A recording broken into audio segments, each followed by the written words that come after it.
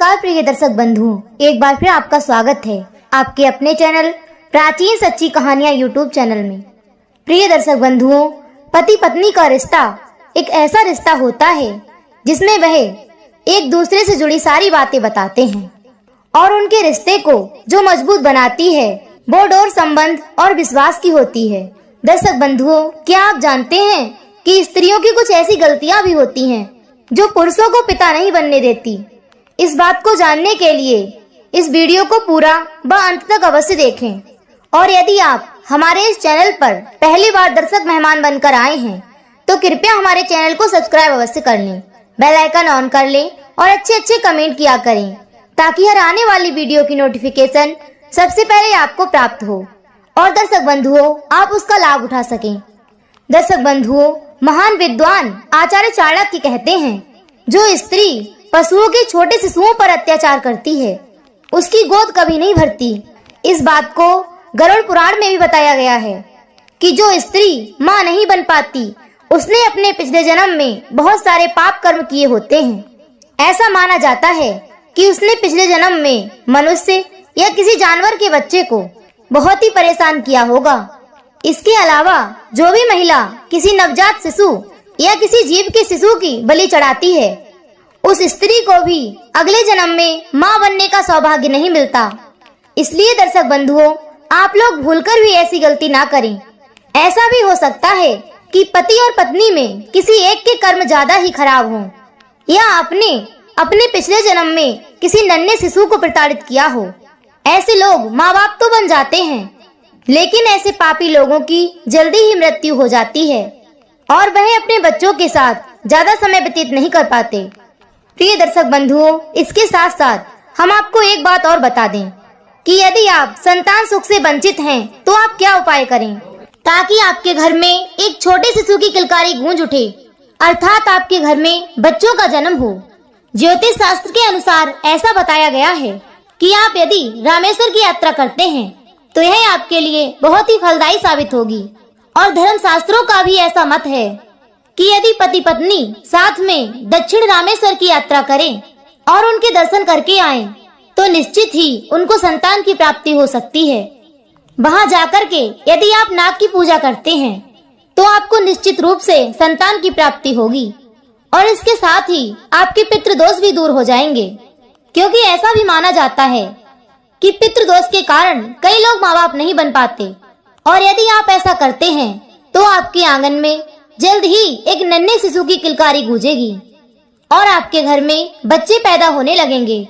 और उस शास्त्र में आगे बताया गया है कि यदि आपके विवाह को कई साल बीत चुके हैं फिर भी आपको किसी संतान की प्राप्ति नहीं हुई है तो ऐसे लोगों को किसी गाय या बछड़े की सेवा करनी चाहिए। धर्म शास्त्रों का ऐसा मत है, अपने भोजन का आधा हिस्सा यदि आप गाय को खिलाते हैं तो आपके घर में अवश्य ही पुत्र की प्राप्ति होगी।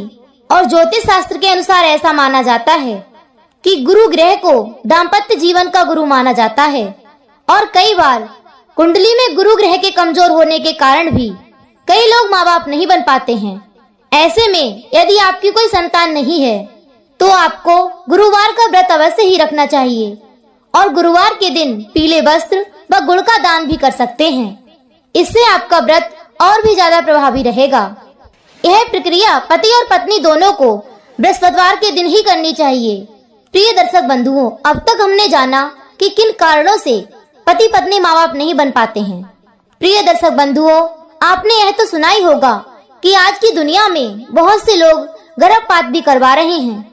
दर्शक बंधुओं, भगवत गीता में ऐसा उल्लेख है कि अजन्मा शिशु एक मुनि के समान माना जाता है और उसको मृत्यु देना एक ऋषि हत्या के समान होता है, क्योंकि वह अजन्मी आत्मा सभी पाप कर्मों से दूर होती है और वह उच्च ज्ञान के शिखर पर निवास करती है।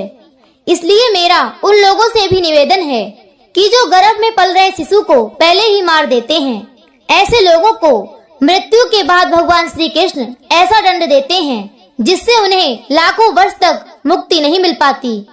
प्रिय दर्शक बंधुओं, महाभारत में भी गर्भपात को 6 महापापों में शामिल किया गया है।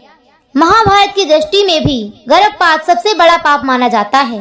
जब महाभारत युद्ध समाप्त होने के बाद अश्वत्थामा ने पांडवों के वंश को खत्म करना चाहा था और अभिमन्यु की पत्नी उत्तरा के गर्भ में पल रहे बालक पर ब्रह्मास्त्र का प्रयोग किया था और उसकी हत्या करने का प्रयास किया था, तो अश्वत्थामा के इस कृत्य पर भगवान श्री कृष्ण सबसे अधिक क्रोधित हुए थे।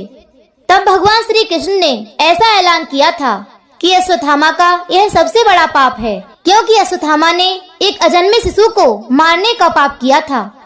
इस दुष्कर्म की सजा भगवान श्री कृष्ण ने अश्वत्थामा को स्वयं दी थी और उसके मस्तक पर लगा हुआ मणिरत्न उन्होंने छीन लिया और अश्वत्थामा से ऐसा कहा था कि तुमने जन्म तो देखा है, लेकिन तुम अपनी मृत्यु को नहीं देख पाओगे, अर्थात जब तक ये सृष्टि रहेगी तब तक तुम भी जीवित रहोगे और अपने इस पाप कर्म का कष्ट भोगते रहोगे।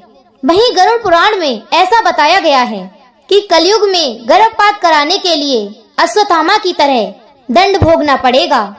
इस बात का श्रीमद् भागवत में भी उल्लेख मिलता है कि जो मनुष्य अजन्मे शिशु की हत्या करवाते हैं वह कुंडी पावक नरक में गिराया जाता है, जिसके बाद में उसका जन्म सूअर, कौवा, गिद्ध या सर्प के रूप में होता है और अंत में उनको कोढ़ी व्यक्ति का जन्म प्राप्त होता है।